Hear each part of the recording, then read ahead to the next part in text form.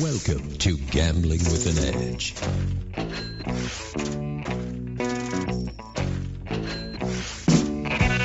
And now, here are Bob and Richard. Good afternoon. Welcome to Gambling with an Edge. I'm Bob Dancer. And I'm Richard Munchkin.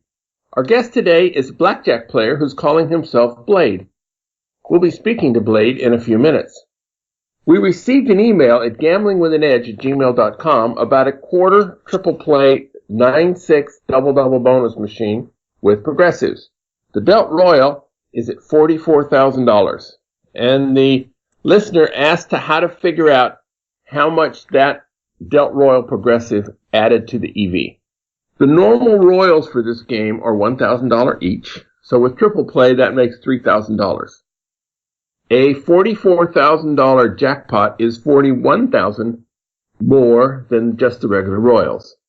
So since it takes 650,000 hands to hit the Delt Royal on average, and each hand costs you $3.75, you divide 41,000 by both 375 and 650, and you end up with about 1.7%.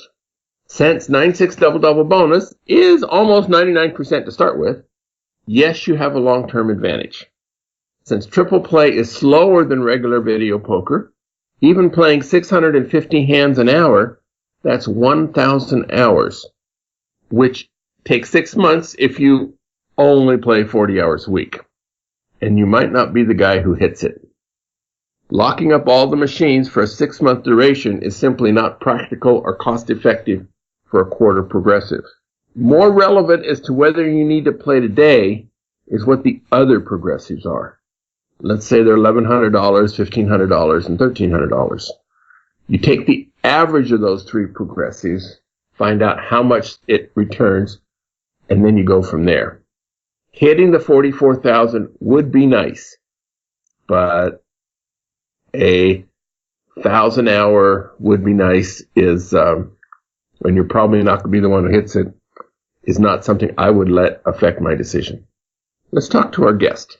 After teaching computer science and playing poker part-time for several years, in 2016, Blade supported himself almost entirely by playing blackjack in Las Vegas and elsewhere.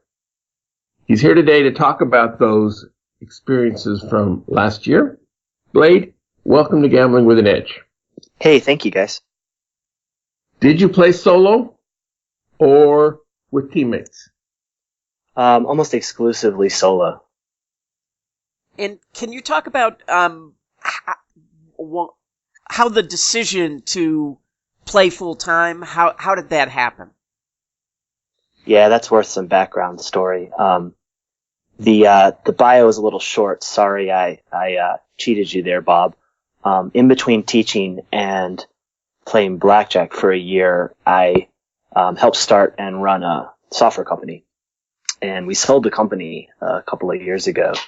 And so I basically quit my job and went out on the road and actually lived all over the country in an RV for a couple of years. And during that time, one of the things that I'd always wanted to do was do some advantage play. And I had dabbled a little bit over the years, but never really put my mind to it. And it was a good opportunity to take advantage of some of the downtime to do that. So the background was that I knew I had this opportunity, and I also just really wanted to file my taxes with the IRS as a professional gambler for the first time in my life. So those were big goals for me. That's funny because many professional gamblers try to avoid filing as a professional gambler because they think that it may be some kind of red flag. But I personally, I don't have an objection to it, but I know there are people who avoid that. Well, before I did that, I had played poker on the side for many years, since before the poker boom back in LA even. And, I had a real job outside of gambling. And when you file as a normal person and then you have a bunch of wins and losses that net out to a small win, you basically get screwed in the U.S. tax code. So I've kind of been seething slowly about that for a decade, and I finally got back at them by getting a file and net all my losses with all my wins. And I had a lot of wins and losses in Blackjack last year. So that's how I got started. So when you sold the software company, was the idea to you're married and have kids, right? Yeah, I have a elementary school age daughter. So was the idea to get an RV and just travel around the country with your family, and Blackjack was going to be kind of a sideline, or was it, I'm going out to play Blackjack and I'm going to take my family with me? It was the other way. So we had the opportunity before school to do the road trip, and so we felt like, my job was coming to an end. There was a natural pause before the demands of school and not being truants came into play. So we took advantage and decided to go on the road. At the same time, I had been kind of casting about for something else to do, and Blackjack was a pretty good fit with that. So it sort of just came along for the ride. Although I think if we had been home, I probably still would have pursued it, just to say I did it, if for no other reason. How much of the U.S. did you travel on this trip? We covered a pretty good swath. We went all the way into British Columbia, down to the tip of Florida. We were on the road, I guess, about 16 months. So you don't have to go very fast, and you still get a lot. You get to a lot of places. What was your bankroll, and what were you betting? Good question. So bankroll's a little weird because I don't really need to play Blackjack to sustain myself. But I certainly wanted to treat it like a job. And I'm happy that I did that, because imposing a certain degree of rigor on the way you approach advantage play, I think, is really important, even to getting good results in the short term. Bankroll is a little bit fuzzy. Effectively, for this type of stakes that I think you can play, at least in the U.S., my bankroll looked effectively like infinity, which sounds a little pompous or crazy, but I played to the highest stakes that I thought I could get away with, and given a particular casino. So in one casino, your top bet might be $500, and in another casino, several $1,000s? That's true. I mean, my benchmark was Vegas Strip casinos with standard 10K max bets. The kind of table you can walk up to in a high limit room and play. So I haven't considered or pursued trying to get access to even larger games. I think that would be very difficult for a lot of reasons. But if you look at 10K max blackjack tables, you would never bet anywhere near the max for exposure reasons. So realistically, I think a top bet is something like 2 times 3K would be about as high as you'd want to go in the biggest high limit rooms that you can walk into in a place like Las Vegas. And most of the other joints around the U.S. are smaller, sometimes considerably smaller, even orders of magnitude. To be fair, although we were traveling around, I didn't spend a whole lot of time wasting time in these smaller casinos playing smaller games, except just to kind of, just to have a little bit of fun and keep sharp. It's tempting, but when the max is, I live in Colorado, we have a max $100 bet, so that's going to put a pretty hard limit on what you can earn. And so there's only so much time you'd want to spend in a smoky, well, not in Colorado, but in a smoky casino, earning $4.73 EV an hour. Yeah. Did you have a goal as to a per hour target? Like, I want to make X amount per hour, or the game isn't worth playing? That's another good question. So I sort of did. I kind of edged my way into it. There's a great tool, part of the Casino Verite suite, called CVCX, that'll allow you to model EV and a lot of other things. It's a good, quick way to get your head around what you might be looking at from an EV perspective. And I started there before really playing it all, because I did want to know kind of what could I expect to earn. And I think in a good high limit game, you can, with good conditions, you can easily be seeing EV rates in the upwards, closing in on 4 digits, maybe $1,000 an hour, maybe a little more. Now there are a lot of caveats to that number, but my effective average, including time spent at casinos with much lower stakes, was about a little over $600 per play hour in that last year in 2016. And now was that... I actually logged just under 200 hours of actual play. So was that win or was that estimated EV? Good point. So my estimated EV for all of those games, and it's a crude estimate since I'm having to back into those games after walking into them and try to crudely approximate it, was a little bit less. So my math shows that I'm probably about a third of a standard deviation above the expected result. So I was probably playing about $500 an hour game on average across all the games I played. And it's a little hard to say because limits that you play, like did you play in Arizona where some casinos are a maximum 500 limit? Lowest limits were Colorado, where the maximum bet is $100 at any one time. Now in Colorado, you can spread as many spots as you want on the table, so you can theoretically get 500 or 600 down. And strangely enough, you don't really get looked at even for that because there are lots of people who would like to bet more, but we have the nanny state. So the smallest, so those were actually, because I live in Colorado, those were places where I could kind of practice and work on things with sort of lower risk. So those were the lowest stakes, and I have a lot of hours logged at those games as well. And what count? How long had you been counting before this road trip started? I hadn't really been counting at all, although I was familiar with high-low, and I had played a little bit of blackjack casually in the past, just on trips for that were where I went to play poker. And so I had dabbled with tracking a count in my head previously, and also kind of modulating my bet with respect to the count. So I was familiar with the concept, but I really need to sit down with a simulator and just crank out a whole lot of hands and get to where I had it, had it internalized, so I wasn't having to think consciously about counting. But that also happened. I did a little bit of that at the end of 2015, knowing I was going to go full-on professional the next year. And again, I got some of that in at, low stakes places like around here where I could basically play with not much downside, even if they did call me out. And were you using the high-low?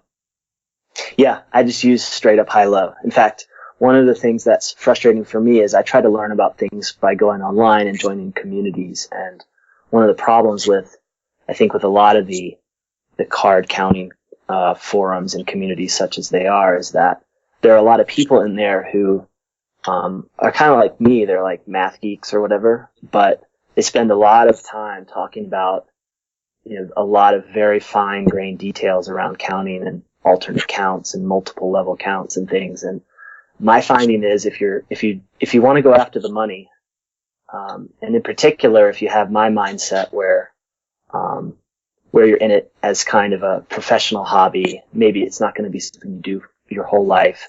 Maybe getting backed off and burned out is not the end of the world one day. If you go into it with that mindset and you want to maximize earnings, spending a lot of time on finer grained details around counting is kind of a waste of time. So a basic count, I think, works really well, and there are a bunch of other dynamics to focus on that involve the actual casinos and the people that deserve more attention than whether the 12th index adjusted for whether there's a surrender or whatever. I just kind of ignored all of that once the math showed that it wasn't going to make much of a difference. You're preaching to the choir. It sounds like he's a member of the Richard Munchkin School of Card Counting here. It's amazing to me that you could get up to speed in 3 months to go out and be a close to a professional level AP? Well, one of the things that was hard about that was I didn't know, and there's so much variance in the game that, I have a technical background. I know that I don't know whether I'm actually playing at advantage. And frankly, even with 200 hours and, 1,200 shoes or whatever it was, I still haven't actually converged on whether I'm a winning player. The confidence intervals, is narrowing. I feel better, but, it's hard to say. So I think that's one of the challenges too for a beginning counter, no matter where you're coming in at, is you have so many things coming at you at once. You have bankroll, risk of ruin. You have the overwhelming sensory environment of the casino. You have to actually count, and you could do everything right. All the stars could align, and you could be screwed for more than a year of playing easily just by bad luck. But one advantage that I had, in addition to having spent a lot of time in the casino and being very comfortable around cards and people and dealers, is that I play poker. And poker's variance makes stock market and investing look like a flat sea of tranquility. And so it kind of prepared me a little bit for the swings and the down swings and the bad runs. So I was sort of psychologically a little bit better prepared and able to kind of get above some pretty serious losses. And I just have an unacceptable disregard for money when I'm in the casino. Happy to just treat them as little pieces of plastic and not think about the dollars. How long was the longest losing streak?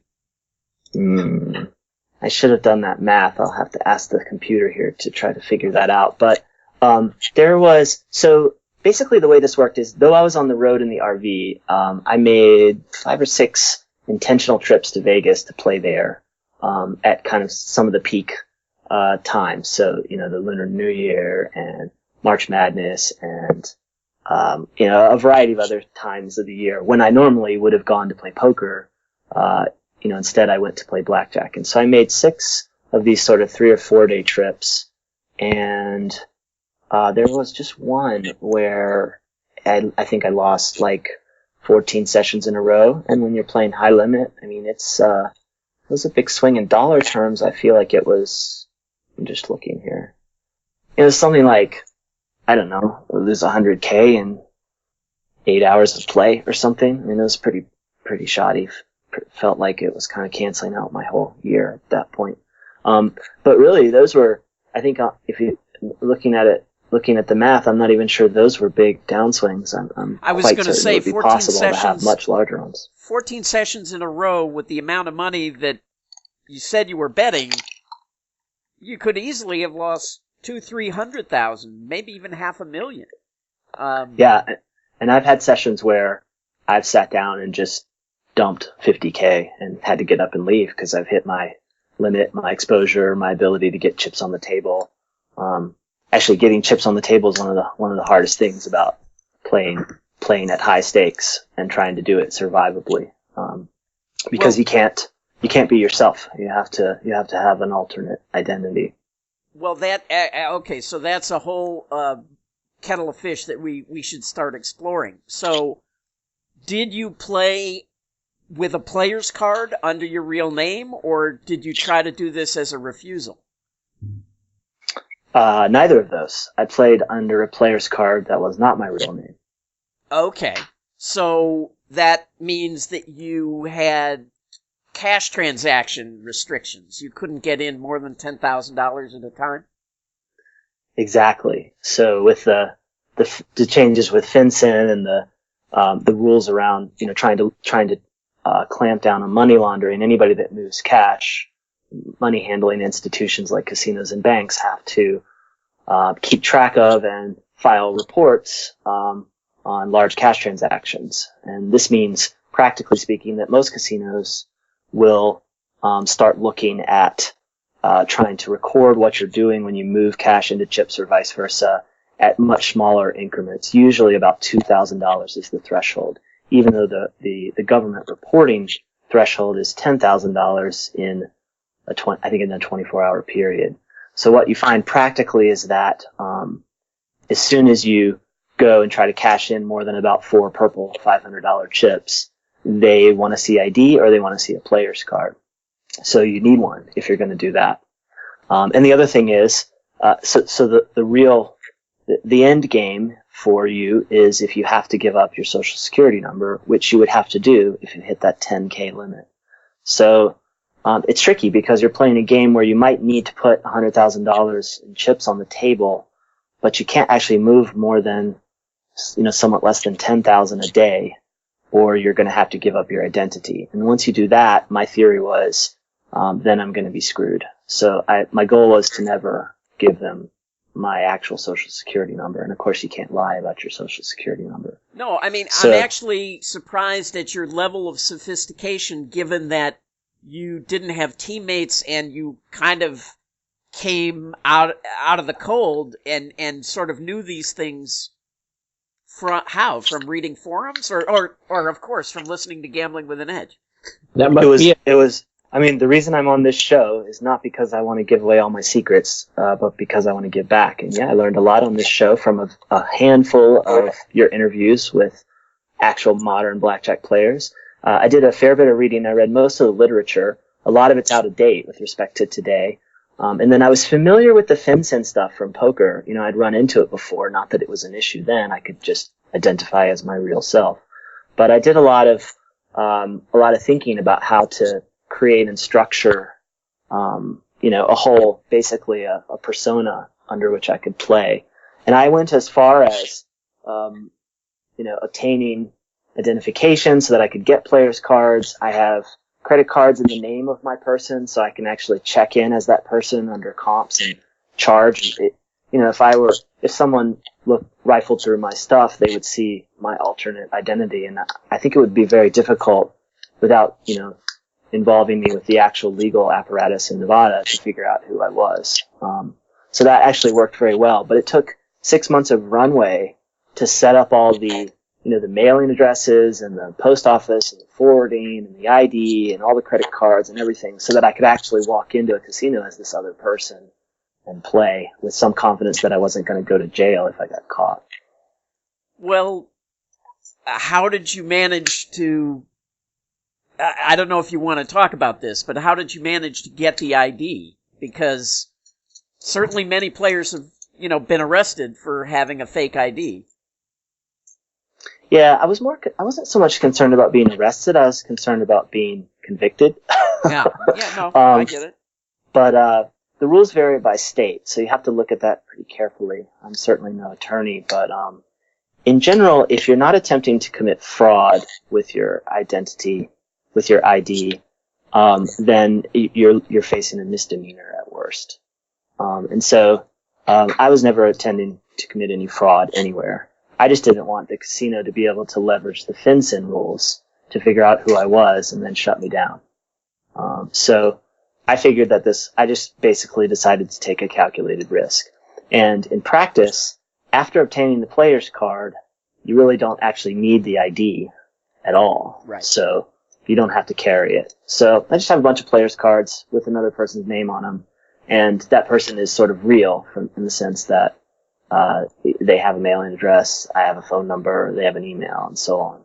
And my assumption was I was going to get burned out and that I would need to dispose of that identity, and then if I wanted to do it again, I'd need to start over. In practice, I don't think I have been, and that was the one thing that's kind of surprised me, is that I was able to, by giving up a lot of EV and applying a lot of cover, maybe I've just gotten lucky, it's hard to say, but I haven't actually had too much adverse action from the casinos in the play that I put out so far. Now, would you play very short sessions, kind of a hit and run strategy, or what? Generally, yes. I played to, so my mindset was, when I go into this casino, first of all, if I'm playing on my card and this is a chain, then I need to think about all the sessions I've played at that chain, especially in the near term. So if I'm in Vegas and I go to one MGM property, when I go to the next MGM property, I might as well, to some extent, my play could get aggregated. And the way that I think about it is, I'm just assuming that at high stakes, they're actually employing software that looks at the math, looks at the cards that are played, and calculates the probability that I'm playing at an advantage. So what I'm trying to do when I play is play a session until I feel like the combination of the cards that have come out, the counts that I've encountered, and the bets that I've made make it more likely that the software can converge on the fact that I'm playing at an advantage. And so to answer your question, the sessions would vary a lot depending on the texture of the shoes. So I could sit down and play a couple of shoes where, for whatever reason, the count didn't fluctuate in ways that would make it obvious that that I was betting at an advantage. And in that case, I would play a little longer. Or I could sit down in this shoe that wobbled back and forth between being plus and minus EV, and I basically am reduced to flat betting the minimum, and I probably need to get out of there. Because if I play a first shoe like that and another shoe with a wildly different strategy, that's gonna raise eyebrows, and it's gonna make it easier for the computer to figure out what I'm doing too. So yeah, mostly short sessions, trying to keep them on their toes so that they're not able to aggregate all of that session data. I played as a refusal sometimes. Sometimes I would refuse and then give my card after I saw the results of the session or halfway through, or if I wanted to extend the session. It kind of varied. But yeah, typically my average session was, I'm just looking here, was like 1.8 shoes typically, so less than a half an hour. Right. And did you avoid double decks? Didn't play I played a single deck a couple times in Reno for fun, but other than that, I didn't play any double decks. Everyone seemed to think that those were just a disaster. I'd actually, in previous life, casually playing blackjack, seen numerous people backed off at double deck high limit rooms, so there wasn't any way I was going to touch those. Plus, then I have to memorize a bunch of other counting rules and indices, and I'm not good at memorizing things, so that sounded like too much work. So yeah, I played all shoes. And I think shoes are really, that's really where the money's at if you're going to count cards, blackjack in the U.S. right now. Yep. Yeah, no, again, I agree. So now a whole nother issue is you had to have a lot of cash with you in this RV, and maybe, were you stockpiling chips as well? So in Vegas, I stockpiled chips. I was fortunate to have a couple of friends who live in the area who could actually help me buy chips to get started. So we would make these tours and just raid all the cages, and buy under the minimum number of chips, so it didn't trigger anything. And I built up a pretty big supply. At one point I had nearly $250,000 in $500 chips, which are the biggest ones you want for your stockpile, by the way. Once you get to the yellows and bigger, they start to scrutinize very carefully. So, I'd have these poker racks with, they hold 100 chips, and I'd fill them up, and then we had this elaborate process, but I kept all that in chips and left it in Vegas in the bank. And I'd just pull those out on those trips. In the RV, it was a little bit different because everything was sort of on the spur of the moment, and I'd kind of wander into a casino. Practically speaking, it's really hard to play high stakes just kind of randomly on the road like that. So I generally would have 30 to 50K, but I mean, it's a huge RV. I'm civil forfeiture is an issue, I think, if you're just tooling down the road and carrying cash and it's you and a friend maybe in a car. Cash and multiple IDs and other names, yes. Yeah, exactly. So I had heard about some of those. By the way, I think that stuff's pretty abysmal. I hope that society figures that out soon enough. Sounds like maybe there's some a little bit of progress there, at least in some states. But it wasn't much of a factor for me. I didn't really worry about it too much. For one thing, I was in a 45-foot, 50,000-pound motorhome. I had like a zillion things in there. I mean, dogs and kids, and if they really are going to tear through my home. One of the interesting things about a motorhome is that if it's your house, it's not like a car where they can just get you out of it and then kind of strong arm you into consent to search. They actually need a warrant to search your home. and that was my home. Well, I don't know. I mean, they need a warrant to search your car too, but they make the dog bark and then they say they have probable cause. But unfortunately, it sounds like that didn't happen to you. You didn't have any problems with that. It's definitely an untested area. High stakes blackjack player living out of motorhome, civil forfeiture in some questionable state in the Southwest. I don't know. Yeah, it didn't happen to me. It wasn't a big concern. I did have some issues. I'd run into a couple of issues moving money through the airport, actually, back a few years ago before blackjack, just for poker. I'd had a couple of situations with the TSA that were uncomfortable, but they worked out. But I generally didn't move a lot of cash. At the amounts that I needed, it was all done, through a bank. So I'd have a branch locally, and I'd go there once I got to my destination. Well, but that's become a problem too. A lot of banks, you can't withdraw more. I mean, you go in and try to withdraw $20,000 or $30,000, and they might tell you it'll be a week before they can order the cash. And it's that you definitely have to call ahead for cash. I had gotten worried about midway through last year because I'd started reading reports of banks closing accounts, just not wanting the risk of interacting with customers where there was a lot of cash movement. And they have a lot of exposure, and the government's gotten picky about that with the new Know Your Customer rules and some of the money laundering stuff they've done. I think it's probably a good thing for society, but it's horrible for a blackjack player when you need to move cash that they've got those. I guess in my case, I was like, I didn't feel like I had a lot of things I could do about that. I was a long time customer with my bank, and I'd had like a decade of depositing and withdrawing lots of cash. So actually, I haven't had any issues, but you do have to call ahead. They need to know you're coming if you want to take $150K out of the bank or whatever. 150, yeah. I mean, a lot of places, it's an ordeal to get 20 or 30. Yeah, it's funny. Like in a small town, I mean, so I have with my bank. I found out I could get an ATM card that would let me take out 4,000 per day, and they would issue multiples. So I actually have 4 ATM cards. That's 4 times 4,000 is 16K, and you can usually sweet talk them into giving you at least 10,000 if you walk into a branch. So if you're in Podunk, Missouri, and you walk in, I figured I could probably, if I really wanted to, walk out with, 26K if I really needed it for some, amazing opportunity. Yeah, if the ATM has 4,000, let alone 16,000 in it. Sometimes the ones in the casino do. They're a little better about that, but it's pretty funny. Have a pretty high cost to them. That's true. And the other one, did they ever give you the $4,000 in $20 bills?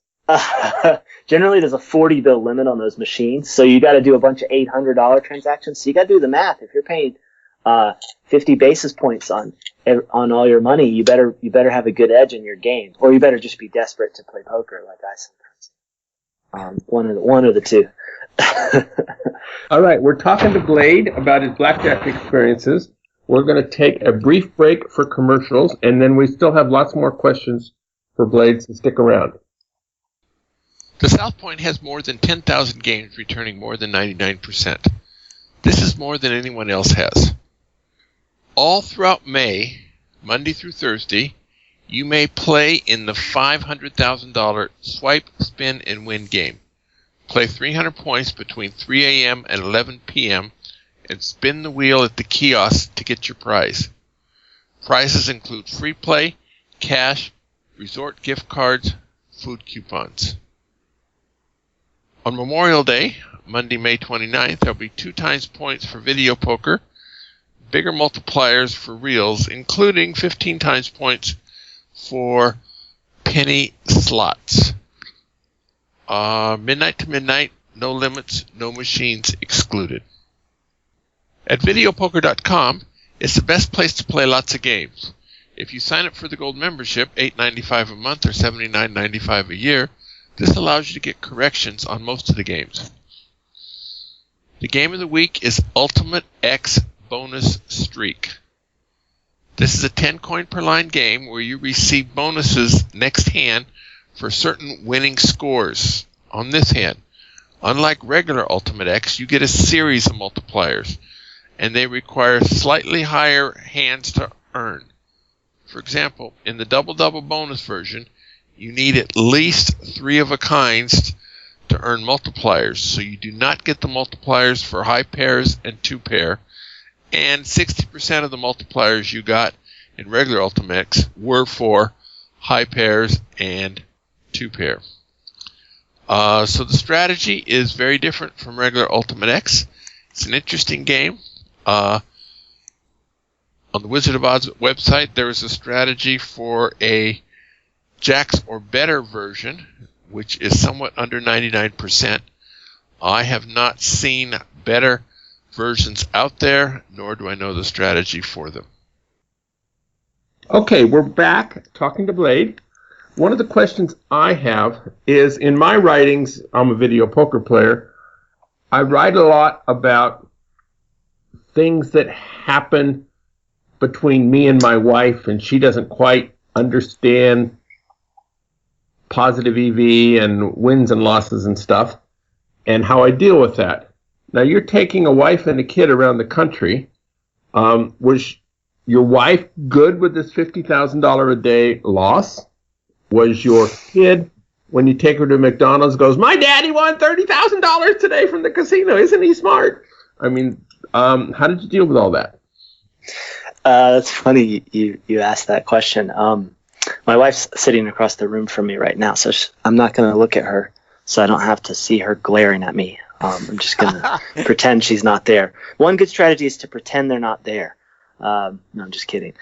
So the funniest the funniest story was my kid started kindergarten this year, and I heard, or maybe it was the year before, I can't remember. She was at school, and I got word that, you know, they had this sharing time when they told what their parents do. And at the time, you know, she didn't know I had previously been in a business. She was too young. All she had known was that I played blackjack and occasionally got on the airplane to go do that.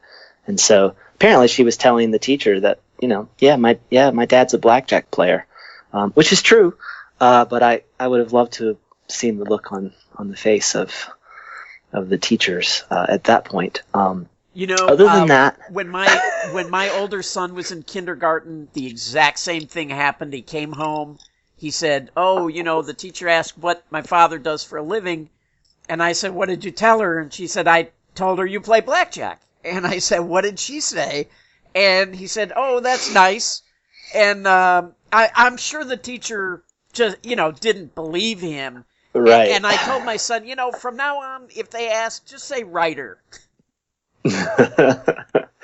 Yeah, it's pretty funny. But how do we handle the swings? So a couple different things. One, she had been used to my antics with poker in the past, and there are a lot of swings there, and it used to affect me a lot more. So I think, you know, I would share more of it. Now, especially with blackjack, it comes so fast. You know, especially if you're doing it intentionally, you're playing a lot of sessions, you just have huge wins and losses. And I really got to the point where I didn't feel it necessary to talk about every one of those. And she's pretty, it's important to have a spouse that understands you enough to kind of deal with it. So I think she mostly just ignores me and kind of rolls her eyes and assumes that as long as I'm not tapping the 401k or something, that will probably be okay.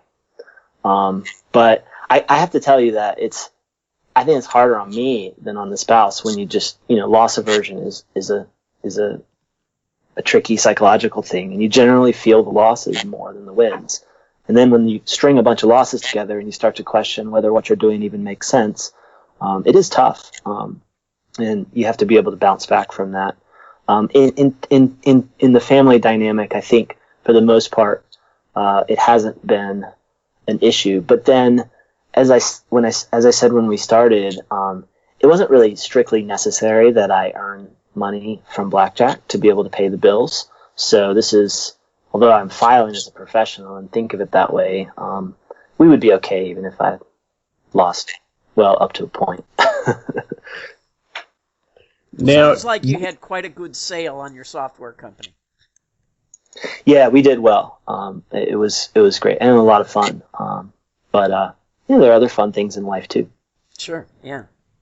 So, did you ever get flyered, like you're playing Vegas, or? I don't think so. It's hard to know if you were flyered, but I had in all of the sessions, I had only one back off, and it was a very soft one, and it was not at one of the main chains. And I was goofing off and trying to help a friend learn, and betting way too weird for that little off-strip joint. I think I may have been flyered in Biloxi, but I was heading out of town anyway, and I was willing to burn it. So it's a little hard to say. I was definitely pushing the bounds, pushing the limits there. But no, to my knowledge, I had not. And I was prepared for that eventuality, but either I'm not actually a good enough blackjack player, or I'm so good at trading EV for cover that I just haven't yet. And that's been probably kind of my biggest surprise, is that if you read the forums and people talking about things, you see a lot about this, and people are always saying, Vegas is a wasteland, don't play blackjack there. And there's probably some truth to that, but I mean, there are also very few places where you can play at those stakes. And I sort of, when I went into it, my assumption was I was going to get burned out, and then I would have to, if I wanted to do it again, I would have to wait quite a while, maybe years, and come at it again under a new identity, probably with a different look, even just to pull it off. And I was okay with that, but it didn't happen. I haven't had that happen yet. But I've only put in 120 hours at the big stores, so maybe I've just been lucky. Something that we haven't really talked about a lot on this show is, I believe that if you bet more than $1,000, if you get up to the $2,000 and $3,000 range, the amount of heat goes down. Absolutely. Compared to a guy trying to bet $500 to $1,000. No question. It just seems there's like an inverse dynamic there. Yep. Yeah. And the other thing that happens, I mean, one of the reasons is that the people. So heat is tough to measure, and I'm very skeptical of the human heat in the room. I think in most cases, at least in the casinos that I observe, the people there, although they can be some very nice people and even some good people, for the most part, they're fairly low skilled, and they're not actually capable of detecting a good counter in most cases. And so my theory has been that most of the real detection is going to come, from the camera and from some, 22-year-old getting paid minimum wage to type all my hands into the computer later and then see what the software says. So I've always assumed that my ultimate enemy is the software at the end of the day and not the people, and I just need to manage the people in the short term. But it is certainly true that, especially if your base bet goes up, and I have done some betting at higher bases, even yellow chip, your spread goes down. So there's some mathematical truth to it too, that their exposure goes down in some sense, and your ability to spread is reduced. But of course, you can take on a smaller edge at a higher bet as long as your bankroll is big enough, and still make pretty good hourly. So I've seen that too, Richard. I've generally, my average game is a base of between 300 and 400 and spreading to 2 times 6x, so 12 to 1 max is usually what I play. That gets me up into the 3 to 4K max bet. I'd be very uncomfortable betting too much more than that with a spread, because I think it just draws a lot of extra attention. But when you get in the right situation and you bet those yellows, I think it does. They do cool down a little bit. At least that's been my subjective assessment. Yeah, no, I and several other players that I've talked to, we all kind of had that feeling that actually betting higher gets you more time, buys you more. Now, you've mentioned a couple of times trading cover for longevity. So what kind of cover are we talking about? trading EV for longevity, yes, or for cover. So a number of things. One, there will be times when I'll play out a shoe, even though I know I'll even if the count's gone down, if the session has worked out a certain way, or I will not make the correct play in some cases. I don't follow a lot of the index plays. I think create too much exposure relative to the edge they like give you. splitting tens. Yeah, I never split tens basically. I do a lot of things out of band, but what I really try to do is find the plays that give me the best cover for the buck, if you will.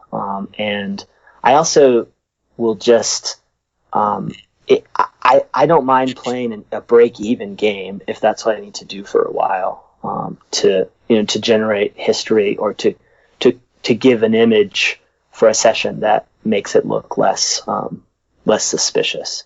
So I've been willing to do that, and the hardest part is calculating what my EV is as a result of all those arbitrary kind of runtime decisions.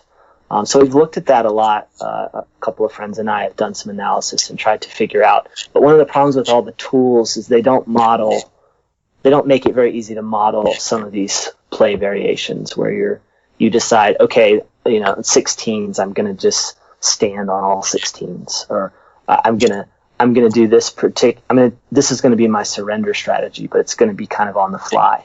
And I adjust what I do a lot of times, especially if I get another player at the table, which I actually like. I like one other player. It does happen in high limit, but depending on what that other player is doing, I'll change how I play. Now the computer could care less what antics I'm putting on in the room, but I do think that there's a lot of value in kind of helping the humans see the story you want them to see and that they would prefer to see, rather than rousing suspicion and triggering a bunch of manual reviews and scrutiny from on high. So finding the right amount of cover is hard, but I estimate that I give up as much as 30 to 40% of my EV on average in my sessions, and I'm happy with that. So here's a situation that I always found difficult to deal with when I was counting, and that is you go in and you play the first two shoes, and the count never goes anywhere. So you're basically making your minimum bet through two shoes. Yep, I'm out of there. I always felt like if I play a third shoe and the count goes through the roof, it's just going to be obvious that I'm a card counter. Exactly. Yeah, when that happens to me, it's easy. I'm out of there. There's no question. It's not even I don't even have to struggle with that one. So you just don't play the third shoe? I don't play the third shoe. Yeah, if the shoe's been flat and I can't put out any spread, unless there's a way I feel like I can make it convincing, like somebody else comes in and all of a sudden the room goes crazy. For the most part, I can't. I don't think that looks like a typical bettor at a high limit table. So why do I want to draw attention? So I'll just wait. There'll be another shoe another day. So I'll move on down the strip. Now, did you play any other games other than Blackjack, or employ any other methods other than counting cards?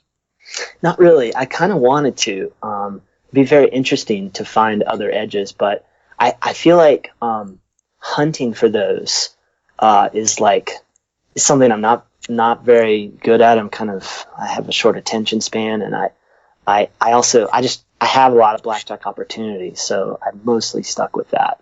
I think if it was something I were going to do longer term, though, it would be prudent to spread out the effort and play some other games and spend some time looking at other opportunities. And it would be really fun to find some of those, but it wasn't something that I made an effort at during last year. No. At the end of your year, you still had 250,000 chips, or however many you had. Was getting rid of them any problem? Yeah, the problem with the chip banks at 15 casinos is your results in one casino vary enormously. So I could have a 20K bank at one casino that I just burn up, just giving them all my chips, getting beat over the head by the deck. And then the next casino I win 50,000 and suddenly I have 80K in chips and I don't need anywhere near that many, right? So one of the things that's misleading about my numbers, I said I ended up at about 600 an hour for the time at the table, but I spent what I consider an inordinate amount of time just walking around cashing out chips afterwards and rebalancing chips to get to where I had enough in my pocket that I could put big bets down in a really positive situation without having to give up an ID or getting, essentially told I can't play because I'm unwilling to give them my social security number. So I probably spent another 150% as much time just dealing with the chips and the cash. And to be honest, it's kind of fun for a few trips to do all that, and then it gets really tedious. So if I were going to do it longer term, I think I would have some people to help me and just, dole out chips and get people to cash them out and move the money back and forth, which feels a little shady, but I mean, I didn't make those rules. That's just what it is. Once you hit 2,000, you've got to start showing them what you're doing. So yeah, managing the chips and burning them down and then cashing them out eventually when you're done is a huge part of the game. But I like walking around. I enjoy seeing other people and just kind of moving between casinos anyway. So it's just good exercise. Probably log 15 miles a day walking on those Vegas trips. Did your wife ever come in and cash out 1,500? A few times I had her do it. I have a couple of friends who live in Vegas, and they would come. I take them to a nice dinner, and in exchange, they would have to help me, move 10 or 20K of chips. But they enjoyed the sort of fun of being a little on the sly for some of those operations. But it was really helpful actually to have casinos that have a sister casino right next door, and then have multiple cages. You can get 4 or 5 cages times 2K times 3 people. You can move a decent amount in an hour if you want to. Yeah, and chains will take, other in their chain. You can do that right. as well. Yeah. Did you ever have the problem of the boss wanting to know how you have 20 or 30,000 of chips coming out of your pocket as you're playing? We've certainly run into that. I try to be very careful and about having to bring on a large number of chips. I was most worried about that scenario where you just have a sky high count, you're losing hand over fist, and you need to keep putting those bets out because the EV is just so high on those last few. One of the nice things is that it tends to happen at the end. That's when the biggest swings in the count come, and so it's a tricky thing. I don't think I ever had a problem, but I definitely had cases where I would gradually bring chips out of my pocket, and so they knew I had some in reserve. And in general, since I was playing on a card, they could see if I'd won the day before or whatever, presumably the whole year, I guess. The computer would let them see that. I didn't have too much issue, but I was really worried about it. Yeah, and it might be one of the reasons why I haven't haven't had any backoffs, is that I've been fortunate that I haven't had too many of those worst case scenarios where you need max cash in a huge losing but very high EV scenario. Yeah, on the one hand, though, it does mean you're losing when it happens, which they like. They do, yes. But it does kind of freak them out because the one job they have is to keep track of all the chips, and when you suddenly pour 20 or 30,000 of purple into their racks, it gets them all upset. But it's much worse when you're doing it as a refusal. Yeah, on the card, I mean, they definitely struggled, and I tended to play, during busier times, so I would not usually be often was not the only person at the table, although it's certainly more efficient to play solo if you ignore the externalities. But yeah, I mean, it's a tricky thing. I think there's an element there to having a personal stopping point as well, where you say, I don't care how good the rest of this shoe is. I put too much out here. I need to walk away from this as well, even though this is a huge positive scenario. That would be hard to walk away from. It's very, very hard, but yeah, you always have to, I mean, I guess, so one of the luxuries I had is that I was okay if I got burned out and didn't play anymore. I wasn't planning to be a blackjack player for the rest of my life, as my full-time career. If you are thinking about it that way, I think you have to be much more diligent about setting those stopping criteria and trading longevity for the short-term EV. That's a hard problem hard question to answer, but it's one that I think any pro should probably address before they get to the table. Did you attempt to disguise the amount you won or lost by either rat-holing or un-rat-holing chips to make the manual record different than what was actually true? Nope, didn't try to do that.